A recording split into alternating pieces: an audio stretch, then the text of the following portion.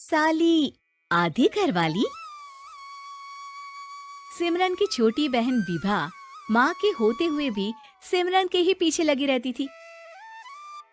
सिमरन, आ गई हो तो इसे खाना खिला दो। बोल रही है तुम जब तक नहीं खाओगी ये भी नहीं खाएगी।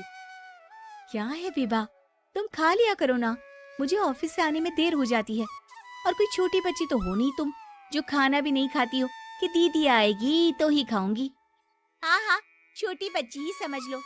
और एक बात, जब आपको पता है कि मैं आपके बिना नहीं खाती हूँ तो रोज रोज क्यों बोलती हो? अरे क्या है ये, दोनों बहनें कम माँ बेटी ज्यादा लगती हो। अरे दीदी की शादी हो जाएगी तब क्या करेगी बोल? जब होगी तब की तब देखेंगे। मैं तो दीदी के साथ ही रहूंगी हमेशा।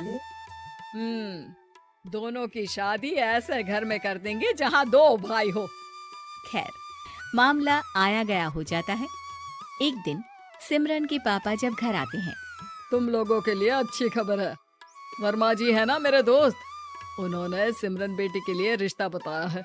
बहुत अच्छा लड़का है, सिमरन को भी पसंद कर लिया है और कल वो लोग आ रहे हैं सिमरन को देखने अपने घर। सिद्धांत अपने माता पिता के साथ सिमरन को देखने आता है।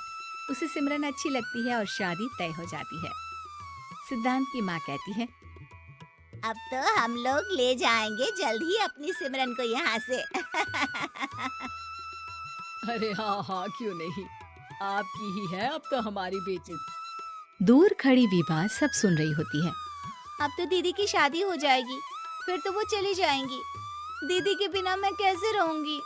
कुछ ना कुछ तो करना ही होगा जिससे दीदी की शादी ही ना हो। सभी के जाने के बाद क्या शादी के बाद दीदी हम लोगों के साथ नहीं रहेंगी? अरे नहीं तो फिर क्यों रहेगी? शादी हो जाएगी तो अपने घर चली जाएगी ना। तो मैं भी जाऊंगी उनके साथ, मेरा भी सामान पैक कर देना। अरे कैसे बात कर रही हो विभा, दीदी के ससुराल छोटी बहन नहीं जाती। हाँ, कभी कभी जाकर मिलाना और रोज फोन पर भी बात कर लेना, ठीक है? नहीं पापा, आप तो जानते हैं मैं दीदी के बिना खाना भी नहीं खाती, ना ही मुझे उनके बिना नींद आती है। सिमरन बहन की बात सुनकर इमोशनल हो जाती है। अगले दिन से विभा खाना खाना छोड़ देती है। लोगों के लाख समझाने के बाद भी विभा ना खाती है ना ही सोती है। अंत में हार मानकर सिमरन सिद्धांत से मिलती है। सिद्धांत, मेरे मम्मी पापा ने बचपन से ही विभा और मुझे साथ रखा। वो मुझसे बहुत जुड़ी है। मुझे उसकी टेंशन रहेगी शादी के बाद, क्योंकि वो मेरे बिना नहीं रह सकती है। अरे ये तो छोटी सी बात है, वो हम लोगों के साथ हमारे घर में रह सकती है। जब उसकी अकल आ जाएगी या वो समझ जाएगी कि तुम्हारा घर वो नहीं बल्कि ये है, तो हम उसे घर छोड़ आएंगे, ठीक है? सिमरन खुश हो जाती है क्योंकि वो यही चाहती थी। वो माँ पिता से बात कर लेती है। अरे कैसी बात कर रही हो सिमरन, भला बेटी के ससुराल में हम छोटी बहन को कैसे भेज दे? जमाना क्या कहेगा? अरे तू पागल हो गया है, मना कर दे। इस शादी में इन लोगों का तो ये चलता ही रहेगा। कभी बहन यहाँ आ रही है, कभी वो बहन के पास जा रही है। अरे शादी हो रही है, कोई मजाक थोड़ी ना हो रहा है ना बाबा ना। माँ कैसी बात कर रही हो? सिमरन से मैं जुड़ाव महसूस कर रहा हूँ और इतनी सी बात के लिए इतनी अच्छी लड़की को कैसे छोड़ सकता हूँ? सिद्धांत की भी जिद होती है कि वो सिर्फ सिमरन से ही शादी करेगा और होता भी वैसा ही है। सिद्धांत और सिमरन की शादी हो जाती है और दहेज में आ जाती है विभा। शादी के बाद बुआ सास कहती है, अरे माँ ना, साली आधी घर वाली होती है, लेकिन ये क्या, तुम तो उसे घर ही ले आए। तभी चाची कहती है, सिद्धांत को तो हम लोगों ने सीधा समझा था, लेकिन सबसे तेज तो यही निकला। अरे देखो कैसे दहेज तो नहीं लिया लेकिन साली पर कब्जा कर लिया। सिद्धांत ने इस और तो सोचा ही नहीं था, लोग उन लोगों के बारे में ऐसी भी बात करेंगे। वो वहाँ से चला जाता है और चुपचाप अपने कमरे में लेट जाता है। क्या हुआ सिद्धांत, तुम अचानक से परेशान हो गए, कोई बात है क्या? अरे नहीं नहीं, वो थक गया था ना, शादी की सारी तैयारी और रस्मों के बीच, सोच रहा हूँ थोड़ा आराम कर लूँ। हाँ ठीक है, आप लेट जाइए, मैं विभा का बेड लगा देती हूँ जमीन पर। क्या? वो यहाँ सोएगी?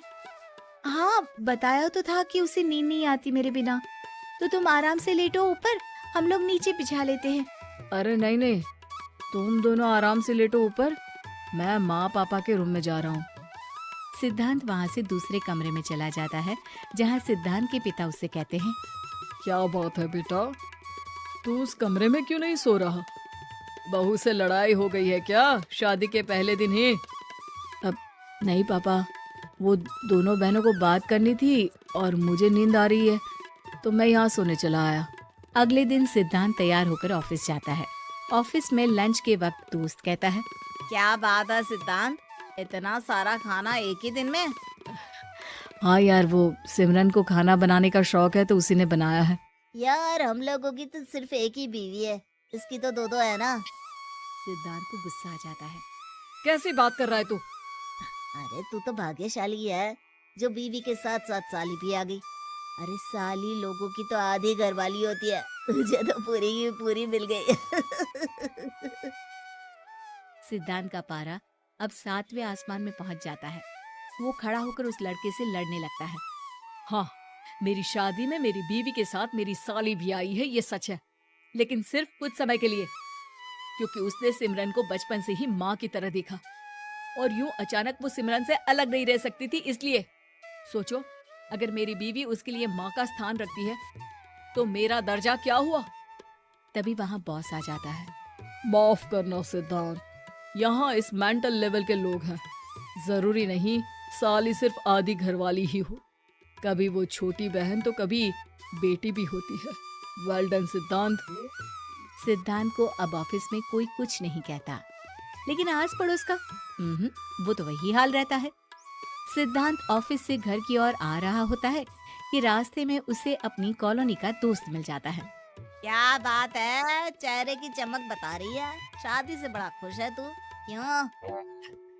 हाँ यार, अच्छी लड़की और अच्छा परिवार मिलना कहाँ होता है जल्दी आजकल। यार हमें भी दिला देना ऐसा परिवार जहाँ एक के साथ एक फ्री की स्कीम चल रही हो। सिद्धांत को फिर गुस्सा आ जाता है। वो दोस्त को मारने के लिए हाथ उठाता ही है कि वहाँ विभा आ जाती है। अरे जीजू रहने दीजिए ना, ये लोग नहीं समझेंगे कि इंसानियत क्या होती है। ये सच है कि दीदी से कैसे दूर रहना, ये मुझे पता नहीं था। आपने मुझे दीदी के पास रहने का मौका देकर ये समझने का मौका दिया कि लड़की का असली घर उसका ससुराल होता है। मैं समझ चुकी हूँ, मैं जा रही हूँ जीजू, लेकिन मैं खुश हूँ कि आपने मुझे अपनी छोटी बहन समझा। सभी उन लोगों को देखकर ताली बजाने लगते हैं। विभा अपने घर चली जाती है और सिद्धांत खुशी खुशी सिमरन के साथ रहने लगता है।